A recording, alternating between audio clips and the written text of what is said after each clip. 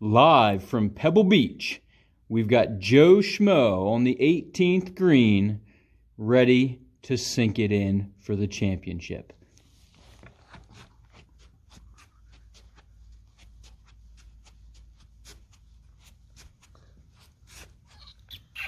Just kidding. It's Pastor Rich. All right. Impossible shot number 3. The pressure's starting to mount on Rich. I think he's feeling it. So he's got a long putt here. And let's see, he's got 3 shots to see if he can do it. Oh, he got a bad break. Typically I'm reading contour of the greens and cuts of the grass. Here I'm reading uneven flooring and carpet seams. Oh, I like it. Has a chance. Oh, that one broke the other way. Yep. Unpredictable. Blame Chad Fernald on that one. There we go. All right. I think you should get down and read it on from your. Can't get down that far. Stop it. Oh, ladies and gentlemen, it has a chance. No. Not quite there. All right. Well, hey, good effort, Rich. Thank you. Dying attempt. All right. We're going to welcome you into the studio. All right. I want to give a shout out to my Wednesday morning Zoom chat group. I had strict instructions to say hi to them. Emery, Rowan, Erica, Vaughn, Haley, Carrie, and Terry. Thank you. All right. Special privileges. We got a lot to get through today. All right. Just a few quick announcements, and then we're gonna have you join us over at the table. Number 1, continue to pay attention to Realm. That's our primary mode of communication. So that's on Friday too. That's where we're going to be putting out the weekly Friday update. Again, every week on Friday with updates. Friday? Friday. This is Thursday. This is Thursday. Tomorrow, depending on when you're watching this. Or what day you think it is. 23rd. Okay. Also, we had some questions and comments about my haircut. You know, wow, does this guy have a barber who's breaking the law, or is he getting his haircuts? I've got one word for you, 2 syllables, Flow B. I got 2 words. Nice try. No, seriously. All right, I am gonna bring the Flow B in next week and show and tell next week. No, all I mean, right? you made a good effort. Oh, thank you. Nice try. Thank you. All right. The Floby doesn't do the sides, but anyway, all right. You don't care. Is that all for announcements? Yes. Did I miss something? Let's get serious. Okay. All right. Join us at the table. We're going to talk about loving your neighbor. Okay, Calvary Bible. This subject of loving your neighbor has been on the front of our minds since we really started launching into these videos. Jesus says it's the second greatest commandment. So if you remember in Mark chapter 12, he's in this conversation and debate, and one of the religious leaders comes and says, you know, Rabbi, what's the greatest commandment? And his response is to love the Lord your God with all of your heart, soul, mind, and strength. And then he says, but the second greatest is this, you shall love your neighbor as yourself. And so a lot of people kind of suggest that he's summarizing the Old Testament law, 613 of them, into 2. So what does it look like? How do we do it? And that's been, like I said, a major question for us in this COVID-19 season, because loving your neighbors, it looks differently now than it has, but not totally. There are still some just basic principles that continue to apply. And so that's just something that Rich and I have been talking about. And to give you guys some context, Rich and I were at this conference called Compelled by Love, which is where the grid of shame came from. And it's a conference that Water Street Rescue Mission put on a couple of years ago, and we went twice. And this idea of loving your neighbor really came out of a group of pastors meeting. I think it was in Denver. Yep. And and the mayor of the city, huge secular city, just kind of challenges them or says something on the way out the door that, for their communities, what has been the most helpful is just when neighbors help neighbors. And so this group of like 15 pastors all of a sudden has this light bulb moment where they say, that's what Jesus said. So what's that going to look like? And so for Rich and I, this has been a conversation we've had often about the culture at Calvary Bible Church and what it looks like for us to be neighbor driven, and so that the gospel is not always just going out as a corporate body from Calvary Bible Church, but from you and I.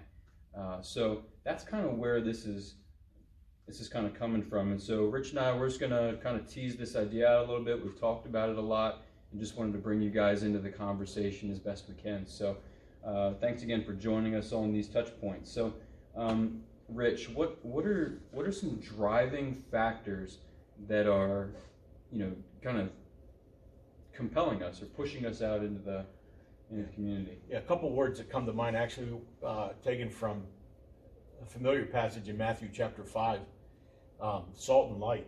I think understanding what the words of Jesus mean when he tells us in Matthew chapter 5, those that were there and listening to him teach, he said, "You are the salt of the earth, but if salt has lost its taste, how shall its saltiness be restored? It's no longer good for anything except to be thrown out and trampled under people's feet. You are the light of the world. A city set on a hill cannot be hidden, nor do people light a lamp and put it under a basket, but on a stand, and it gives light to all the house. In the same way, let your light shine before others, so that they may see your good works and give glory to your Father who is in heaven." So those verses help me kind of get a focal point on this whole issue of loving neighbors, because it's an opportunity. It's obedience to the scriptures, but it's also a tangible way to let people see something that's in our hearts and in our lives, in the way we live our lives and live our faith. We're not trying to put it under a bushel or hide it, but we're trying to let it be seen, not to draw attention to look at me, but to see Christ in me. Yeah, right. So we're not saved by works, but a saving faith works. Yeah. It lives, it fleshes itself out. Yeah. So we're in a unique season where our neighbors, and you said now's not a good time to take a pie over to your neighbor. Right. Okay. Your 65-year-old diabetic respiratory issued neighbor does not want a hug right now. Right? They might like one, but they probably wouldn't be very receptive to it. So we've got different levels of fear. So different people are on different levels on this spectrum at different times too. So how does fear play a factor in this season? Yeah. And again, this has been helpful for me. I recently listened to a wonderful podcast with the guest was Rosaria Butterfield, and some of you may know that name. She's been such a challenge. It seems like I heard her name right after we came back from that first conference. Someone who's written extensively. We're going to actually have some of her titles at the end of this that you can look up. But she challenged me to think about in this podcast some of these practical ways, and mentioned a verse or two from 1 John chapter 5. Listen to some of the key words that you find here. "Everyone who believes that Jesus is the Christ has been born of God, and everyone who loves the Father loves whoever has been born of him." A little bit later on, "For everyone who has been born of God overcomes the world. And this is the victory that has overcome the world, our faith." So who is it that has overcome the world except the one who believes that Jesus is the Son of God? So for me, that was an encouragement to understand that word overcome. And the critical role that our faith plays. This passage says, "For everyone who has been born of God overcomes the world." And in that podcast, she made a very clear statement, and that was, this situation that we're in is not going to overcome the world. And we need to hold on to that with regard to that fear factor that sometimes creeps into our minds and causes the anxious moments. This is not going to overcome the world. For those who know and love the Lord, we have that faith. That is what overcomes the world, because of him and what he's done for us. So what factor does fear play in this equation? We have to not run away from the situation we're in, but to lean into it and not let the fear of this situation drive us away from our neighbors or drive us away from living out our faith, but to embrace it and to be creative and to be wise and smart and obedient, but primarily obedient to the scriptures. Yeah, so we've got fear doesn't drive away common sense. Right. Or a lack of fear doesn't drive away common sense. So we still need to navigate that wisely in our culture. And public perception, or just the perception of your neighbors, is important because you are an ambassador for the gospel, for Christ. That word hospitality just keeps coming back over and over again as a way to love your neighbor. I like that, and I was my buddy John Piper, right? Something else he said was that when we're being hospitable, we're allowing God's hospitality to, we're a conduit for God's hospitality rather than, he calls it a self-decaying cul-de-sac. Right.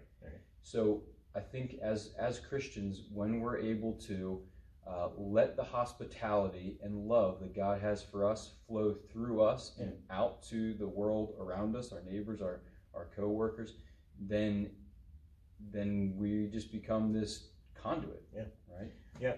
I love that, and I think even the issue of humility coming into play here is not a matter that we want to bring people in and show them our talents, show them how nice we can lay out a table or display our furniture or let them see our baking skills. It's nothing about that. It's just embracing people and understanding that those people need to know the love of God and need to know the gospel.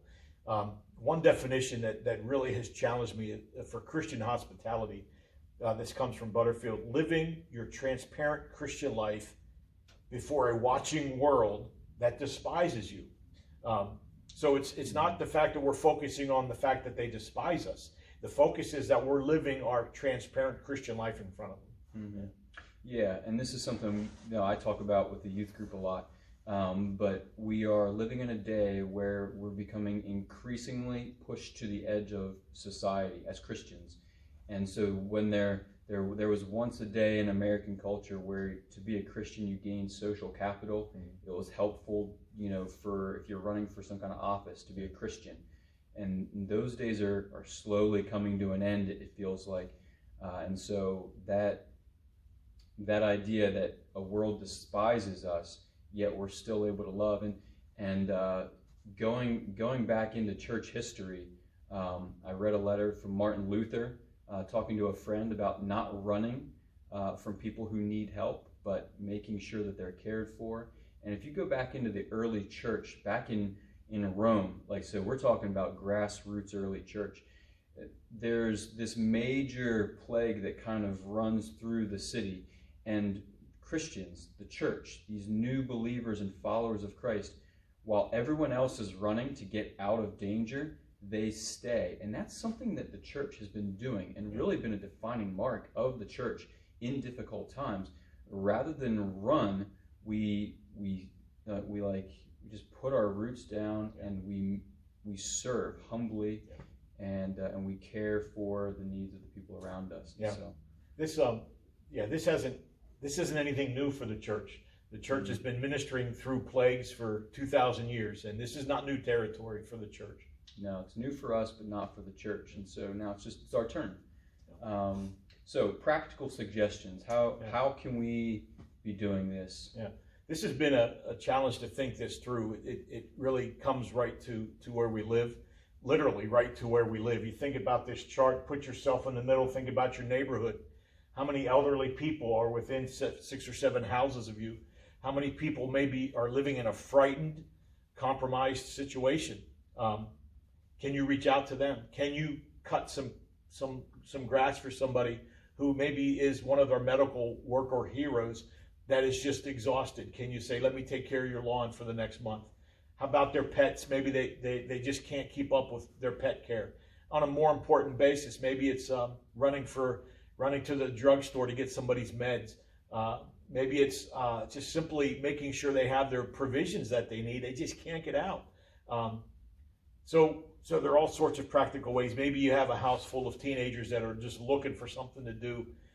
Grab a lawnmower and go walk around the neighborhood and say, hey, can we do this for you guys? We just want to reach out. Especially those who are living in fear, that are just frightened about this situation. Those are some practical things. I mentioned to John, I'm so thankful that we can tell people when they call in, asking, do we know of anybody that has needs, that I can say to them truthfully, I'm going to add you to our list.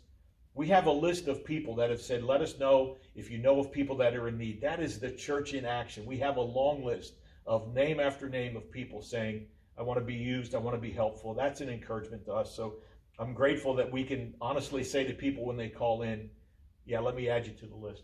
Mm-hmm. And I think that's a practical way. But Butterfield talks about the app that they use. It's called Nextdoor. I'm not familiar with it, but she said, boy, it's a great way for neighborhoods to keeping track of each other. They watch out for each other, and that's loving your neighbor to the extent. But she says, make sure you're loving your neighbor with the intent of having them practically see the gospel in word and deed.